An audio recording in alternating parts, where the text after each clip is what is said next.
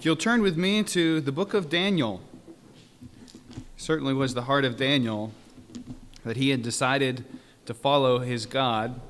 Daniel chapter 6 this morning as we work through at a steady pace through the book of Daniel. We're now to chapter 6. The chapter where we know the story in this chapter is the story of Daniel and the lion's den. But I'd like to suggest that the story really is Daniel and Daniel's God. It's really not about the lions. As a matter of fact, the lions have very little to do with the story. It's just another method in which the pagan king that was over Daniel, this a new king, Daniel's life was threatened in a different way this time.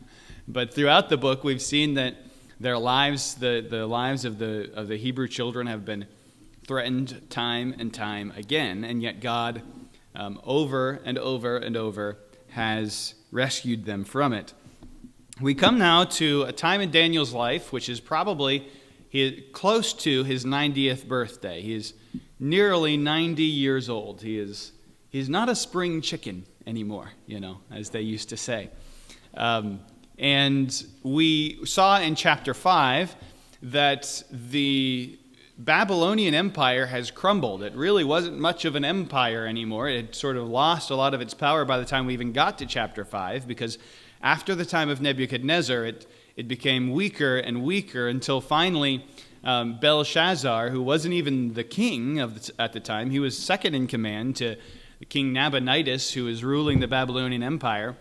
Belshazzar was conquered as he ruled over the city of Babylon. He was conquered by the Persians, and we know that this happened without even a battle. I mean, there was a siege of the city for a period of time, but then the Persians were able to divert the Euphrates River and enter right into the city of Babylon without even a battle. I mean, they killed a few guards, killed Belshazzar, but that's about it. They just took over. And now we're going to just continue at the very same moment in time with chapter 6. Because we see in chapter 5, verse 30, it says, "And that night was Belshazzar, the king of the Chaldeans, slain. And Darius the Median took the kingdom, being about 62 years old." And then verse 1 of chapter 6, "It pleased Darius to set over the kingdom 120 princes, which should be over the whole kingdom." Now, this Darius there's much debate over who this man is, historically speaking. The problem is, when we study ancient history, we've got to look at the accounts of ancient historians that look at these events, and they often will write about these events, and they'll all agree on the big things. But when it comes to minor things, there's a lot of disagreement among these ancient historians, because they're mainly just writing whatever was passed down orally to them. And we find a writing from someone hundreds of years after Babylon fell, and we're trying to figure out what really happened, right? Of course, we know that what the Bible says is true, but who this Darius is in comparison to the historical, names that are given to different leaders is difficult to place. What I'm going to do is present what probably is the case as to who Darius is. There was a man that was named Gubaru or Ugbaru, and he was the military general of Cyrus, the king of Persia, who conquered Babylon and established the Persian Empire by absorbing now the Babylonian Empire. And he had already put together the Medo-Persian Empire. Well, it was around before Cyrus, but Cyrus made it great. Cyrus made it powerful, and now has conquered Babylon. Well, his general who conquered Babylon was Gubaru or Ugbaru, depending on which ancient historian you read. And we know that the general became the leader of what was formerly the Babylonian Empire for a period of time, just for maybe we don't know exactly how long. He died not too long after this battle, but maybe several months, maybe a year, maybe 2 at the most. So it appears that when he comes into the kingdom, when the general marches into the city of Babylon and takes it in the name of Cyrus, Cyrus sets him up and says, all right, get everything in order for the Babylonian Empire, what used to be the Babylonian Empire, and bring them into submission under me, who's Cyrus. Now, this man then appears to take a kingly name, because Gubaru was not a kingly name. So he takes Darius, which is a name that was very common actually in the Persian Empire. It was a common name for kings. So he takes a king's name for this time. And it says, it pleased Darius to set over the kingdom and 120 princes. Why is this? Because he is a general. He is a man of war. He's not a politician. He doesn't do that. So he finds 120 men who are princes, and he says, all right, I'm going to set you up over this part of the formerly Babylonian Empire, and I'm going to set you up over this part, and you up over this part, and he divides the whole thing out into 120 princes. And he says they'll be over the whole kingdom, and the whole idea is these people need to be loyal to Persia and bring everybody that used to be Babylonian into subjection to the Persians. And verse 2, it says, over these three presidents, so over the 120 princes, he set up 3 presidents over them, and one of them was Daniel. It says, of whom Daniel was first. So Daniel was the chief of the presidents of the 120. So you have 120, then you've got 3 guys who preside over those 120, and of those 3 presidents, you've got one who kind of leads the others, and that is Daniel. Now, this is the type of system that that's very efficient, and also gets Darius off the hook from doing a lot of the political stuff, because he's not a politician.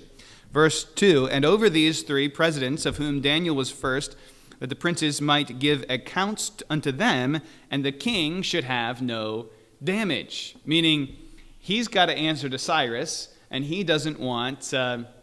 He wants everything to run smoothly, so he turns it over to them because, they're the politicians. Verse 3, then this Daniel was preferred above the presidents and the princes because an excellent spirit was in him.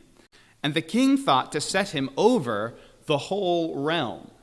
Now, this is an interesting choice by Darius, because Darius, again, a military leader, probably just wants to go home. He won the battle.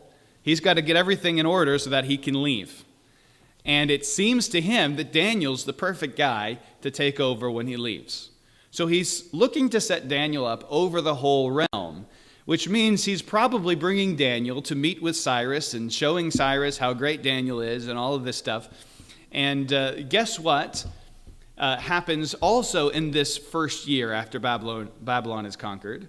Cyrus chooses to allow Israel to go back to the land of Israel and to rebuild the temple in Jerusalem. Now, that can't be a coincidence. That has something to do with meeting Daniel, I'm sure. And it might have something to do with this event that we're about to read, the spectacular preserving of Daniel in the lion's den. We'll talk about that more in a little bit, because at the end of the chapter, we are introduced to Cyrus. Cyrus is spoken of at the very end of this chapter. But anyway, here is Darius, and he notices that Daniel is so spectacularly faithful, and no doubt it impresses him that the night that Darius was entering into the city to conquer it and to kill Belshazzar, that very night, as his troops were marching through where the water used to flow into the city, as he was marching in, Daniel was standing in front of Belshazzar saying, this kingdom is going to be given to the Medes and Persians. You better repent real quick because your time is limited. And as he's saying that, Darius is marching into the city. This certainly gives Daniel some credibility, you would imagine, before Darius. And no doubt is part of the reason why Darius wanted him to be the next leader. But it also probably is why, adds to the reason why of what we see in verse 4, why the presidents were so jealous. Verse 4, then the presidents, these other 2 men, and princes, the 120 men, sought to find occasion against Daniel. So they don't want Daniel to end up being the ruler, the regent over all of what was formerly the Babylonian Empire. They don't want that to happen. Well, why? Well, there's probably a couple of reasons. First of all, Daniel's been in Babylon for 70 years, but he is not a Babylonian. He is a Hebrew. Not only is he not a Babylonian, like by heritage, but he has refused Babylon's gods. He has absolutely refused to be integrated into the Babylonian system as far as their gods, which were very important to them. One of the things that we know is that Nabonidus, the last king of the Babylonian Empire, who was the father of Belshazzar. Belshazzar was the king over just the city of Babylon.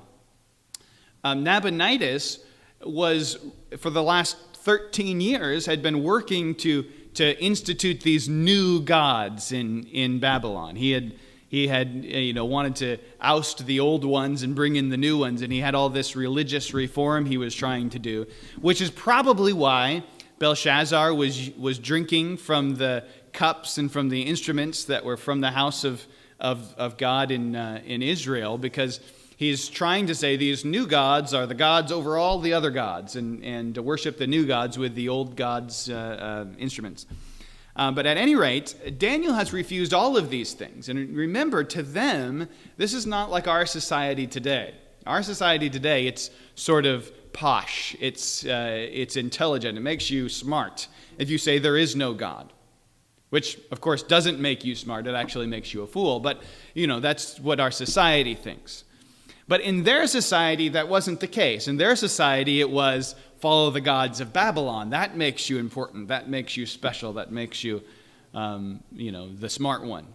And Daniel refused to do that. He just wouldn't do it. He wouldn't follow the gods of Babylon.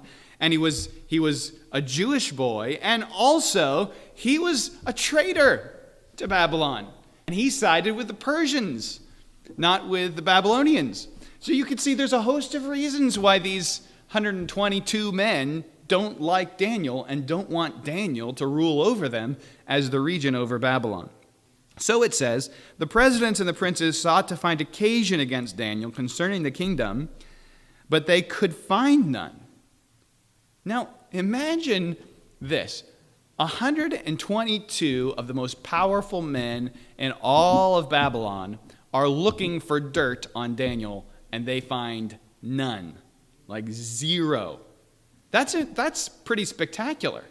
I mean, if you think about it, just think about, I don't know if you can think of one, but if you could think about a president in the last, as long as you've been alive, that you said, man, he was a pretty good president, but ... right? You're going to think of all the things that that kind of embarrassed me when he did that or when he did that. Why? Because we can't even imagine a politician that has no dirt on them. We're to the point now in America where it's like, yeah, but it's just, we don't even think about, it's just a little thing.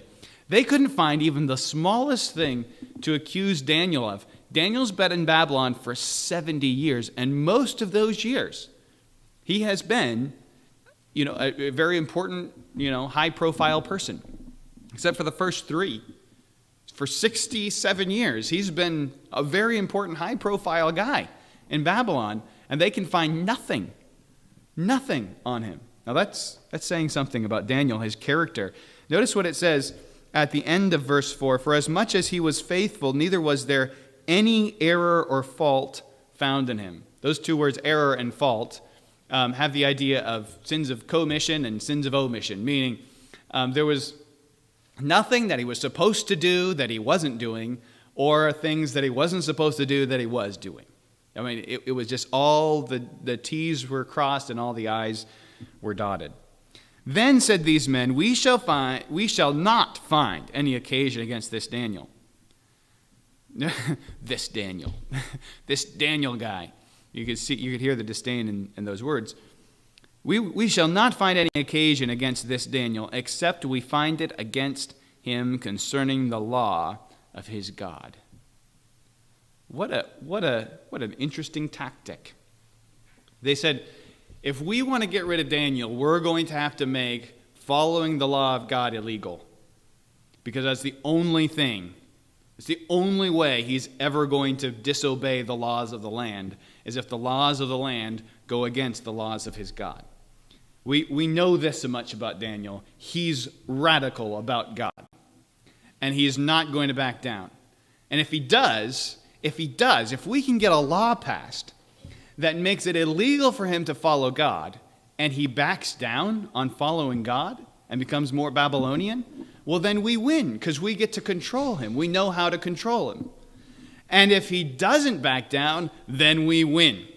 Either way, Daniel is he's either going to be controllable or he's going to be out of the picture. That's the goal. That's what they want to accomplish here. I think it's interesting to pause on that statement. We shall not find any occasion against this Daniel, except we find it against him concerning the law of his God. This is what it really boiled down to. This is not about Daniel and the lions. This is about Daniel and his God. Daniel and his God. We are seeing this in our society today. We're seeing it. It's on the way in America. There is a pastor, there's several pastors, more than one, who are in Canada, who are in prison today because when they could find no other reason, when the devil could find no other reason to shut down churches, he came up with one, and the pastor said, this was back in 2020, we all understand this situation, the pastor said, no. We're going to obey the law of the land, but we're not going to disobey God. And when it comes down to it, if I've got to choose between one or the other, I'm going to obey God. I'm going to obey the law for sure, absolutely. But if it goes against God, then I'll go to jail. We have pastors in Canada today who, that in Canada it is illegal to try to change someone, to try to convince someone that they shouldn't be homosexual. It is illegal to do that in Canada. And so pastors today are getting fines, put in prison. There are pastors in prison, people in prison today, because they just preached the Bible. And pastors said, okay, well then I guess I'm going to prison. Because as much as I want to follow the law, it doesn't matter when you make the law so that you can trap Christians. Because here's what they want to do. They either want to make us controllable, subservient to them, Well, if we make a law against the Bible, then the Christians either are going to prove to us that we can control them, or we get rid of them. We get to throw them in jail. Well, notice how Daniel responds. Let's read verse 6 first. Then these presidents, the princes, assembled together to the king and said thus unto him, King Darius, live forever. All the presidents of the kingdom and the governors and the princes, the counselors and the captains, have consulted together to establish a royal statute. By the way, that's a lie. Daniel was one of the presidents, and he certainly hadn't consulted with them, right? But they didn't care, because that's not the point. All they got to do is get him to sign the piece of paper. It's like one of those 4,000-page bills that you get one night to read in Congress, right? That's kind of what it is. As long as you sign it, it doesn't really matter what's in it. So we've all agreed, Darius, and it says this: we have consulted together to establish a royal statute and to make a firm decree that whosoever shall ask a petition of any god or man for 30 days, save of thee, O king, shall be cast into the den of lions. So now understand that Darius is not a politician, right? He's put politicians in place so that they can advise him on political things. He is a military leader. He's not going to be here very long, right? So they all come to him and they say, all of us, all 123 of the people that you set up and all the people underneath us, we all agree that what we need to do is erase this whole Nabonidus thing. Nabonidus was big on these new gods and worshiping these new gods. Well, we want people to not be Babylonian. We want them to be Persian. So we're just going to take a 30-day pause on praying to any of these other gods. And the only person they can ask anything from is you, Darius. It kind of just solidifies everything, right? So now everybody is looking to the Persian Empire and to you as their, whatever they need. They're not going to their old Babylonian gods and all this stuff. And so Darius says, well, I guess that makes sense. If all my advisors think that that's a good idea, and this is the way to sort of solidify everything, to get people to follow Persia, as that's my job, is to make sure everybody submits to Cyrus. So he says, all right, and he signs the petition. Verse 8, now, O king, establish the decree and sign the writing that it be not changed according to the law of the Medes and Persians, which altereth not. Now, the Medes and Persians have a manner for laws that makes it very serious, that nobody is just going to sign flippant laws because they cannot be reversed. Once they make a law, it has to be, it's firm, it can't be changed. So, not even by the king who signed it.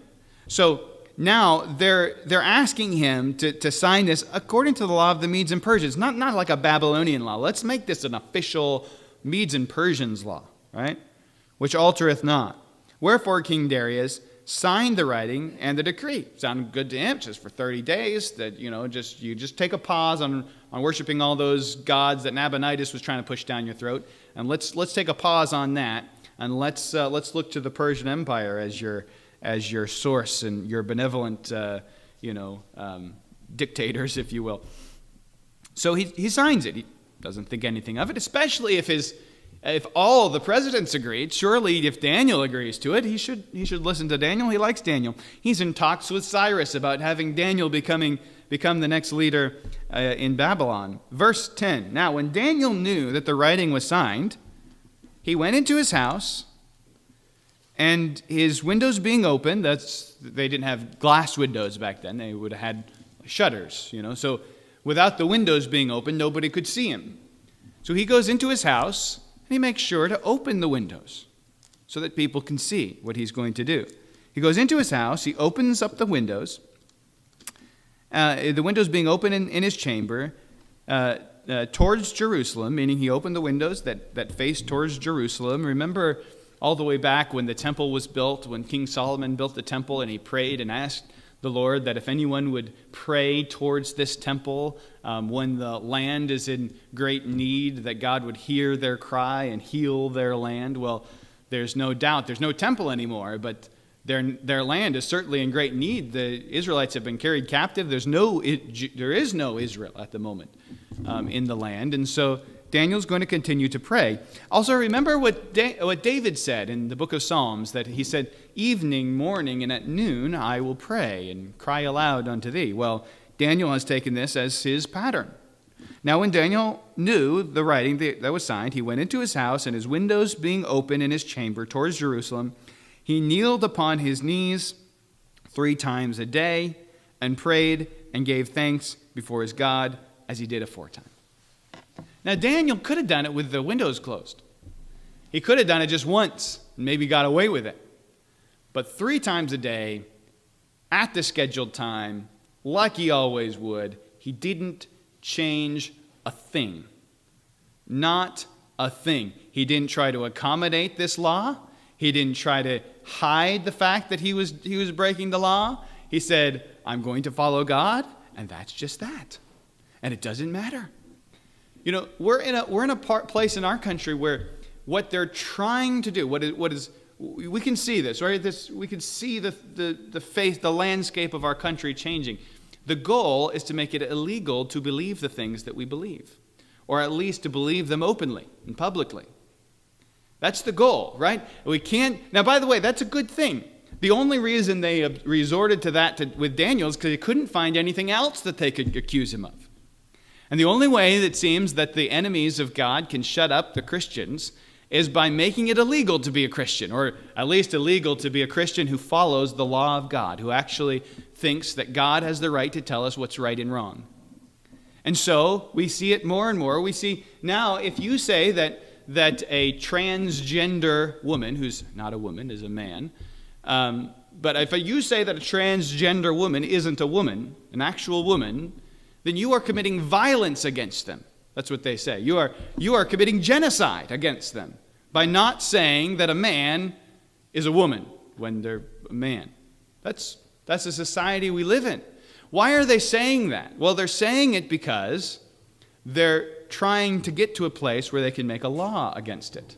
That will be coming down. We all understand that. We see the handwriting on the wall, if you will. So this is the goal. It's always been the goal of the devil to make it illegal to be a Christian, to use the force of the government against those who would be faithful to the law of God.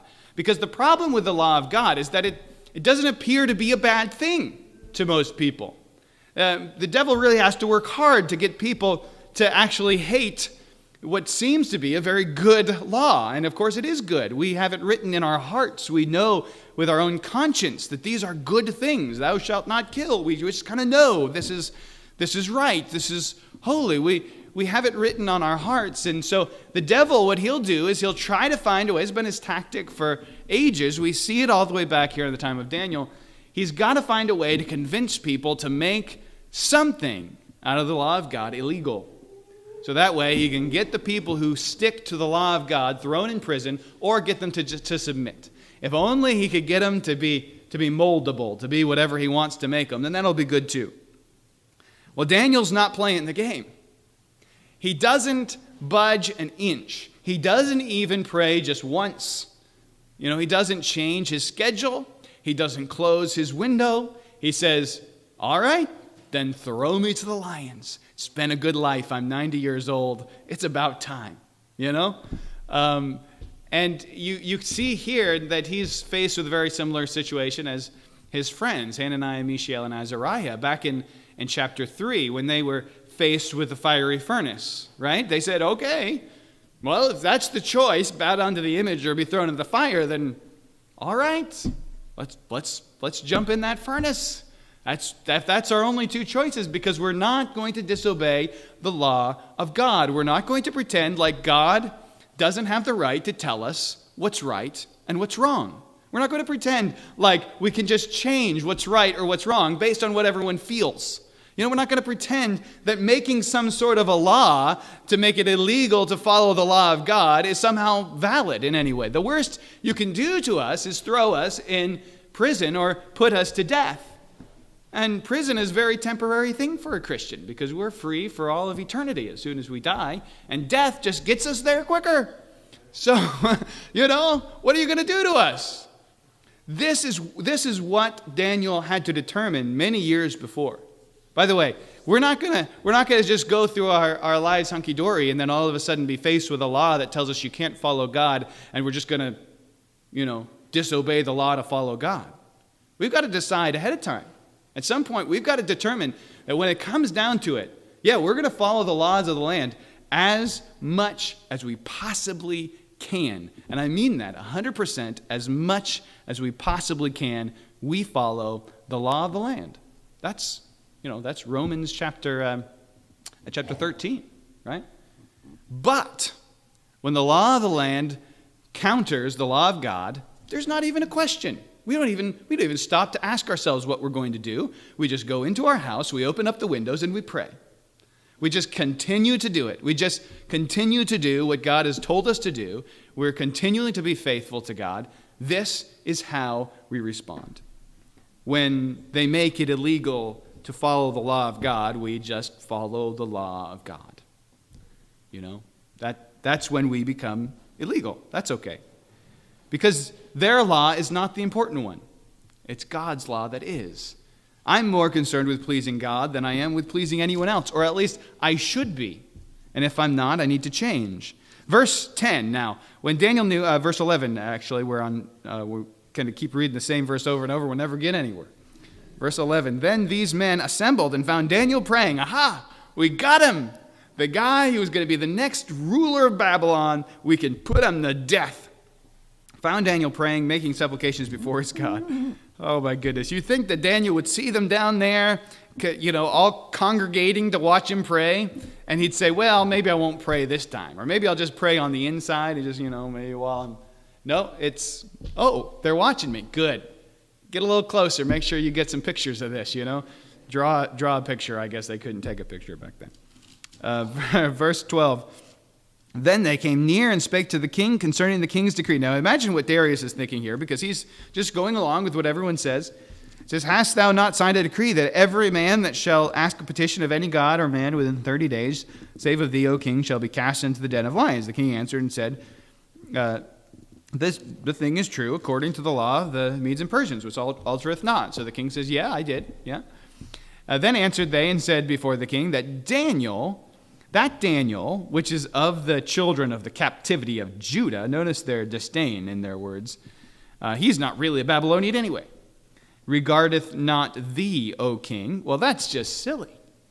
He doesn't regard you because he's not following your law. No, that's silly. Darius knows that that's not true, but yet he can't do anything about it. Nor the decree that thou hast signed, but maketh his petition 3 times a day. 3 times a day he's breaking the law. Darius, you've got to throw him in the den of lions. Verse 14, then the king, when he heard these words, was sore displeased with himself. Notice that. He realizes this is my fault. I was just listening to my advisors. I'm not a politician. I'm a military guy. I didn't know what they had planned. And all of a sudden, he gets it. He understands what they're all about. He's very displeased with himself and set his heart on Daniel to deliver him. And he labored till the going down of the sun, meaning that this now that it's been brought to his attention, he has to act on it legally. He has to throw Daniel in the lion's den by the end of the day. So he waits until the sun's going down, and he's trying to find some way around the law. He's not a politician. He's not a lawyer. He's getting his guys together, the loyal ones, and trying to find some way around this. Remember when, if you read the book of Esther, you know that Ahasuerus, the king, makes a decree and decrees that all the Jews will be slain by their neighbors, can take up swords against them and kill them. But then, after taking some time to think about it, and after Esther's convinced him and told him about it, he could not undo the law, so he makes another law that defends them. Well, he had to take some time to think of how could he do it so it's effective, so that because he can't just cancel the law. The same thing goes for Darius. Darius just can't cancel the law, and so he's working for the rest of the day thinking, what can I do in its place? What can I do to try to fix this? And he can't think of anything. He can't come up with anything, probably because his advisors are all against him. They want Daniel dead. So he's left to think of it on his own.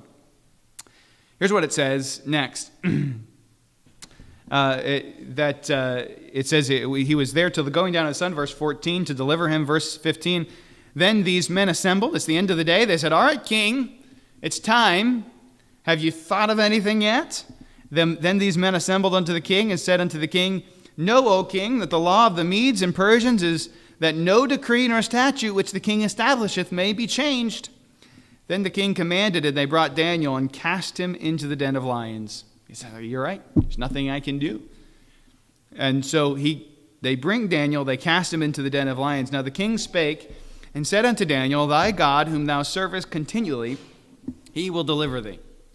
Notice that Darius knows already. We don't know. This may just maybe a few months. We don't know how long this was, but it wasn't more than maybe a year or two into this whole thing. I mean, Darius was, newly acquainted to Daniel, relatively speaking, and yet he knew that Daniel served his God continually. And if nothing else proved it to him, it was the fact that he kept on praying 3 times a day, even though the law said you'd die if you pray once, if you're caught praying once. You obviously serve him continually. And he says, thy God whom thou servest continually, he will deliver thee. Verse 17, and a stone was brought and laid upon the mouth of the den, and the king sealed it with his own signet. By the way, we're going to see very shortly when we'll go back over these chapters, but we'll see in chapter 1 through 6 some amazing prophetic pictures that are, I believe, very clearly intended. And I think this is obviously an intended picture of Christ. When he died, the stone rolled in front of his tomb, and a seal was laid upon that stone. Here, the king sealed it with his signet and rolled the stone over the entrance. It seems that this was probably, as a matter of fact, in history you can do some little nerdy historical study if you want, and they actually did keep lions' dens in Babylon, and they would have sort of like a cave in the side of a hill where they'd go in and they'd have a couple different chambers, and then on the top of the hill they'd have a a pit that would enter down into the chambers. And from the top, they would throw in some meat on one side of the room, and the lions would go over there. Then they'd go over and close the doors and clean out the other side, and then that's how they were able to get back and forth. They got in and out, through the bottom, and they could also access it from the top. And they throw Daniel down from the top right into the lion's den, and then roll a stone over the top and seal it. Verse 17, we'll finish it. It says, he sealed it with his own signet and with the signet of his lords, that the purpose might not be changed concerning Daniel. Then verse 18, then the king went to his palace and passed the night fasting. Neither were instruments of music brought before him, and his sleep went from him. That instruments of music, that means literally that there was no entertainment brought to him. Instruments of entertainment is the word that's used, meaning they didn't entertain the king that night. He didn't eat. He didn't even sleep. He's worried. He's worried about Daniel. I know Daniel believes in this God, but I don't know anything about this God. And I know Daniel's pretty confident in him, but I'm not. That's what Darius is thinking. I'm not confident in this God. Verse 19. Then the king arose very early in the morning. Okay, we've fulfilled the order. We've fulfilled the command. And went in haste unto the den of lions. And when he came to the den, he cried with a lamentable voice unto Daniel. Now, this is sort of like asking someone, are you awake, when they're laying in bed? Right? If they answer, then you already know they're awake, right? And he calls to Daniel and says, O Daniel, servant of the living God, is thy God, whom thou servest, continually able to deliver thee from the lions? He doesn't ask Daniel, are you still alive? Because that's no way that would be the case unless God was able to deliver him from the lions. Notice that we don't even hear a discussion here about the lions. The narrative doesn't follow Daniel when he goes down into the lion's den. It follows Darius and Darius's discovery of the God of Daniel. And that's what it's all about. You see, when it appears that we're beset on every side by enemies, and it appears that the forces of evil are winning the day in the country, understand that God is about his work, and it's bringing people to the conclusion that he is the true and living God. That's what it's all about. It's not about us. It's not about whether or not we get thrown in prison or whether or not we get persecuted for our beliefs. It's about whether or not God gets glory from our decisions.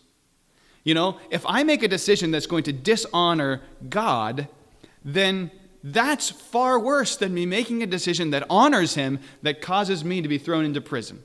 You understand? It's not about the lions. It's about Daniel's God and the proclamation of him and his glory. Look what it says in verse 21. Then said Daniel unto the king, O king, live forever. He's got to stand on ceremony. He's got to do the God save the king first before he talks to the king. Even though he's in the lion's den and just been miraculously preserved. Verse 22, my God hath sent his angel and hath shut the lion's mouth. Very, very symbolic of what took place in chapter 3, isn't it? Where there's a fourth man walking around in the fiery furnace. God sent his angel and shut the lions' mouths, that they have not hurt me. For as much as before him innocency was found in me, and also before thee, O king, have I done no hurt. Then was the king exceeding glad for him, and commanded that they should take Daniel up out of the den. So Daniel was taken up out of the den, and no manner of hurt was found upon him, because he believed his God. And the king commanded, and they brought those men which had accused Daniel, and they cast them into the den of lions, them and their children and their wives, and the lions had the mastery of them, and brake all their bones in pieces, or ever they came to the bottom of the den. I mean, this was the standard in Babylon. If you were found guilty of a crime that deserved the death penalty, your whole family was put to death. That made it more serious, right? You be more careful not to commit those kinds of crimes. Well, Daniel didn't have a family, so Daniel was put to death by himself. I mean, he's 90 years old, doesn't have any children, so he's just put to death by himself. But all of their families are now condemned to death, thrown into the lion's den themselves. And we see that the lions were very hungry. 122 families are thrown into these lions. There were a lot of lions down there, a ton of them. A lot of lions, and they were very hungry. They start to devour these people before they hit the bottom. That shows you that this was a definite miracle. This wasn't, the lions were just like kitties and they just wanted a friend. That's not what was going on here. They were hungry, vicious lions that had been starved, and they were ready to eat, and they did not eat Daniel because the God who created lions was there with him. Verse 25, then King Darius wrote unto all people, nations, and languages that dwell in all the earth, peace be multiplied unto you. I make a decree that in every dominion of my kingdom men tremble and fear before the God of Daniel, for he is the living God, and steadfast forever, and his kingdom that which shall not be destroyed, and his dominion shall be even unto the end. Well, now here's this Mede, Darius, who's convinced that God is the true God, that the God of Israel is the true God, just like Nebuchadnezzar was. I mean, here comes this Darius, this military leader who conquered Babylon on behalf of Cyrus, and now he is convinced, absolutely convinced, that God, the God of Israel, is the one true and living God. You see, God has a plan. His plan does not always keep us from the lion's den, but his plan always results in his glory. And we see this over and over and over again throughout the book of Daniel. And not only that, but we understand something even further. Look at the last two verses. He delivereth and rescueth, he worketh signs and wonders in heaven and in earth, who hath delivered Daniel from the power of the lions. So this Daniel prospered in the reign of Darius and in the reign of Cyrus the Persian. Now, that's because they were the same reign. They were happening at the same time. Cyrus was going to continue reigning for about another 10 years after this, over the entire Persian Empire. And Darius died very soon after this event, not long after this at all, and probably so did Daniel. But for Cyrus to allow Darius to write to all of the people in the kingdom and declare the truth about the one God of Israel, clearly Cyrus thought it was pretty impressive what Daniel did too. Cyrus was already knew about Daniel because Darius wanted Daniel to be the next leader. And so God had put Daniel in such a position where him working a miracle through Daniel's life would allow for Cyrus to come to the knowledge of the true God as well. Remember Cyrus, who was prophesied by name hundreds of years before, about 100 years or so before he came on the scene in the book of Isaiah? That same Cyrus, now, Daniel is no doubt saying, hey, look, you were prophesied about. I knew you were coming. I knew you by name because you're in the Bible. Cyrus is impressed by this as well. And Cyrus, we know in the first year, maybe before, but probably after this event, when Daniel comes out of the lion's den, Cyrus issues a decree and says that all the Israelites should go back to Israel and rebuild the temple. And this is the beginning of so many prophetic events that this is where the narrative of Daniel stops and the prophecy of Daniel begins in chapter 7. Because of this event right here and how God used, now think about this. Daniel had a long life, 90 years of living and serving God. Only a few events are recorded for us about Daniel. Daniel chapter 1, Daniel chapter 2, skip 3. 3 doesn't mention Daniel. Chapter 4, 5, and 6. You got 5 events in a 90-year life. Most of his life was just living, serving, being faithful to God, boom, boom, boom, the mundane things. But in all of that, God was preparing him for the one moment when he would stand and say, I'm not going to compromise the law of God. Doesn't matter what comes against me. And God used it for his glory. Let's ask God to do the same with our lives. Father in heaven,